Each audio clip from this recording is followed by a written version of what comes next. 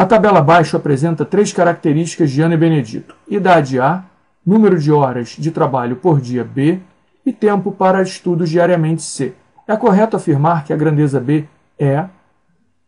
Agora ele faz 4 afirmativas, tratando da proporcionalidade direta ou inversa da grandeza B em relação às grandezas A e C.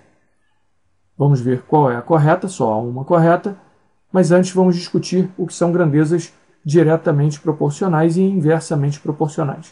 Grandezas diretamente proporcionais têm a seguinte característica: se uma delas diminui, a outra também diminui.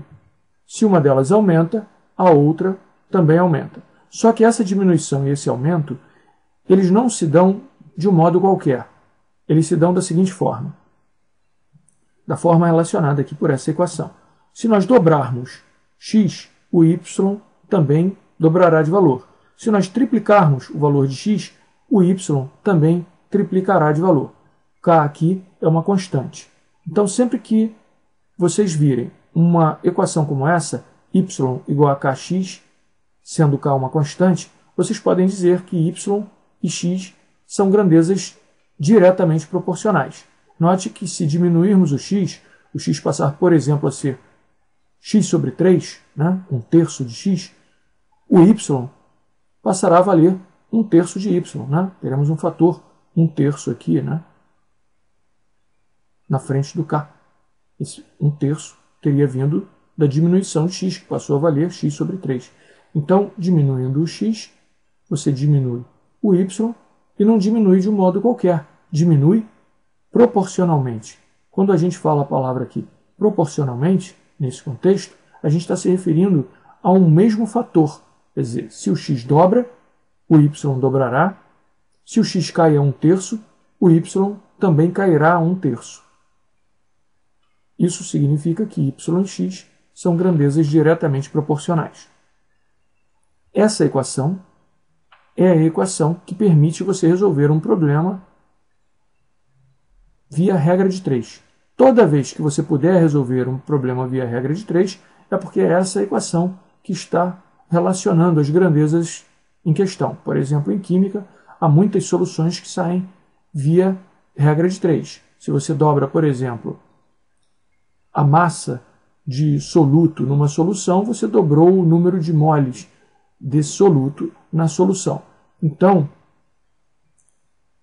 a relação que permite você trabalhar com a regra de 3 é esta que aqui está. Se você tiver kx somado a uma constante, você já não pode mais fazer regra de 3 para resolver o seu problema, a não ser que essa constante fosse a constante 0, que aí na realidade continuaria a ser y igual a kx. Então, só essa relação aqui permite a aplicação da regra de 3 na forma direta. Na forma inversa, agora passaremos a discutir. Grandezas inversamente proporcionais. Grandezas inversamente proporcionais têm uma característica inversa, essa aqui. Se uma delas cai, por exemplo, o x cai, o y aumenta de valor. Ou, se o x aumenta de valor, quem cai é o y. Essa inversão de comportamento, ela não se dá também de qualquer modo. Ela se dá de um modo específico, isto é, o x, quando aumenta de valor, força uma queda no valor de y na proporção inversa.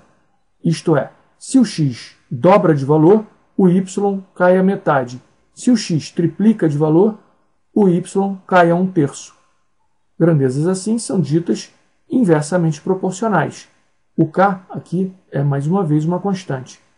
Então, quando a relação entre as grandezas for desse tipo, você poderá usar regra de 3 também, só que na forma inversa, né?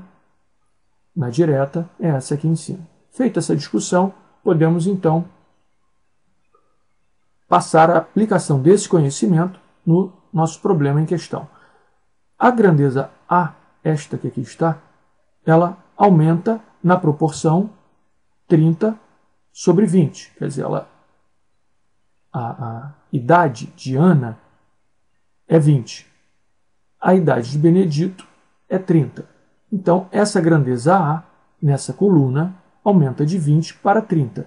Dividindo então, 30 por 20, nós obtemos o fator 3 meios. Isso é, se você multiplicar 3 meios por 20, você vai obter o 30. Então, houve um fator 3 meios de aumento, né? No caso, 3 meios é 1,5, né? É um número maior do que 1. Então, você aumentou quando multiplicou por ele. Obviamente, você já viu que aumentou porque foi de 20 para 30. Então, houve aumento. B diminui na proporção. Quando nós percebemos que A aumenta e já estamos vendo aqui que o B diminuiu, né? O A foi de 20 para 30 e o B foi de 9 para 6. Já sabemos, então, que B não poderá ser diretamente proporcional a A. Terá que ser, se for o caso, inversamente. Dependerá do fator ter que ser o fator inverso. Vamos ver o que acontece. B diminui na proporção 6 para 9. Note que era 9 e passou a ser 6. Então, da mesma forma que fizemos aqui, dividindo 30 por 20, aqui nós vamos dividir o 6 por 9. Ao fazer isso, notamos que podemos simplificar e o fator é de 2/3. Note que B diminui na proporção 2/3, que é uma fração inversa a 3 meios. Então, B diminuiu na proporção inversa. Logo, A e B são grandezas inversamente proporcionais. Portanto, daqui você já sabe que você vai poder decidir a correta. Por enquanto, porém, ainda não vamos marcar, que vamos fazer a análise para C, para efeito de treinamento. Então, a letra C aumenta, está evidente que ela aumenta, de 4 para 5, e aumenta na proporção 5 sobre 4. Procedemos do mesmo modo que fizemos aqui, né? 5 sobre 4. Esse aumento, na proporção de 5 sobre 4, ele poderia garantir, né, uma vez que, sendo aumento, está em oposição à diminuição de B, uma proporção inversa aqui. Só que quando comparamos esse número com esse, vemos que um não é o inverso do outro. Uma fração não é a inversa da outra. Logo, o C não é inversamente proporcional ao B, porque essa fração 5/4 não é o inverso dessa. E não é diretamente proporcional também, porque, obviamente, se um aumenta e o outro diminui, não poderiam ser diretamente proporcionais. O A e o B também não podem ser diretamente proporcionais, já que o A aumentou enquanto o B diminuiu, mas eles podem ser inversamente proporcionais, o que é o caso, como já discutimos. Basta observar que uma fração é o inverso da outra.